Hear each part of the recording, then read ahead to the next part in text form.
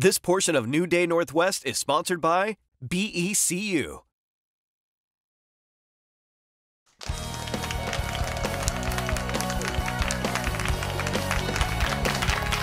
Hi again. Being financially healthy starts well before you get your first paycheck. That's why BECU, the Boeing Employees Credit Union, is working hard to educate young people about being smart with their money. Here to explain what closing for good is all about is BECU's Tom Bergquist. Welcome to the show. How are you? Thank you. Great. So you're closing on Monday, right? We're closing this Monday, yes, October 9th. Which is Columbus Day. Yes. But you're doing something good while you're off. What are you doing? We are. This is Monday is our annual day of service. So all 1,800 employees will be having conversations with high school students about the importance of financial health. Bless you. And we're doing this at, we hope to impact about 7,000 students at 12 high schools throughout the state. That's great. Why is this so important to you guys? Well, as a not-for-profit, member-owned financial cooperative, we are all about financial health. We really want to help our members improve and maintain their financial health.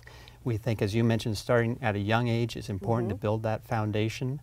And we think about financial health in a couple of buckets, or 4 buckets, in terms of spending, saving, borrowing, and planning.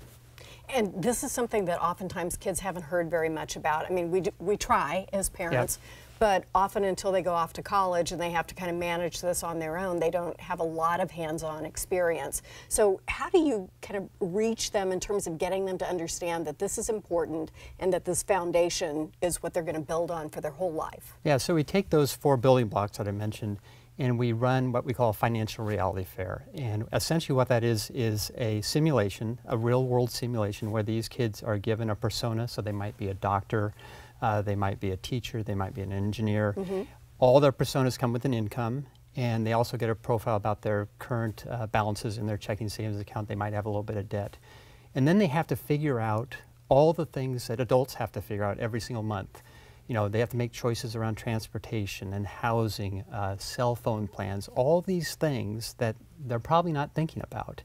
They go from station to station, making purchases, making decisions. These stations are staffed by employees, you know, trying to sell them products. And it's very interesting to see these kids trying to figure this out, because oftentimes they'll start out, they'll go to transportation, for example, and they say, boy, that BMW looks great. And then and then they go to housing and say, boy, that 3-bedroom apartment with a view, I want that. And then they go to food and they realize they have no money left. Right. So you can see that light bulb come on. Yep.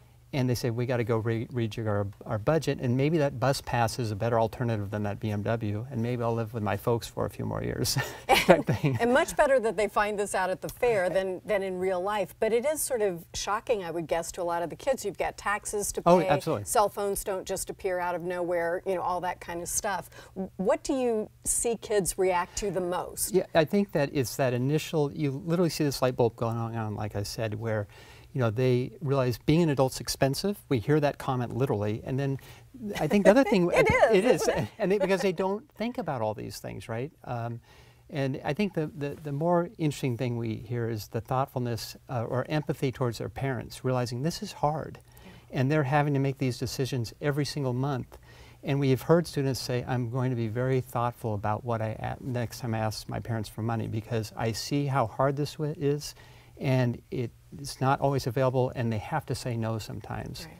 Not because they want to, but because they have to. Well, sometimes they want to, and that is just, you can't, that's just great learning. And I think that's what makes this simulation so powerful. And you can imagine high school kids coming in the morning thinking, oh man, this is going to be a long day. But by the time they get into it, they really want to try to figure out this puzzle, this budget puzzle. So it's just a great opportunity. Well, it probably turns that switch on that, hey, I'm about to be independent pretty soon, and this is something I need to know. And it makes me wonder if some of these things about financial literacy, budgeting, choice making ought to be part of our school curriculum. Absolutely, and there's a lot of efforts right now trying to make this more of a requirement for graduation. There's some efforts both from the public and private side working together to try to figure out how to build that curriculum. So I think we'll be seeing more and more of that. You're seeing that definitely in higher education, where there are requirements now for state universities to start requiring more financial education so people can make smarter decisions. And we can participate in this even if we don't have a teen who's one of these 12 schools. You've got this on a condensed version online. Absolutely. So we want to have, we encourage parents to have kind of the next talk, you know, the big talk. You know, one of the big yeah, talks. absolutely, because there's all these talks you have with their kids, and one of them should be about money. And so what we're calling is the next big talk, and we have a form, a guide you can download on the BECU website.